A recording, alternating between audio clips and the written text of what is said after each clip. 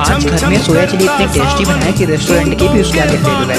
आज शाम को मुझे भूख लगी थी, आज था चिल्ड्रन डे, थोड़ी सी मेरी भांजी भी है, तो मैंने कहा क्यों ना मिल करके आज हेल्दी सा रेस्टोरेंट से बनाने से अच्छा है पैसे खर्च करने से तो मैं घर में ही बना लूँ। क्योंकि मैंने बर्गर बॉयल किए, सोया चंक्स, उसके बाद कुछ डाले मसाले, कॉर्नफ्लोर डाला और उसको मिक्स करके मैंने कहा फ्राई करता हूँ इसको। और आपको अभी लग रहा होगा देखने में जब बन गया था बहुत ही टेम्पटिंग लग रहा है देखिए। तो मैंने सब प्रोसेस को मिक्स किया और उसके बाद पूरी सब वेजिस काटी थी उनको भी फ्राई किया पैन में।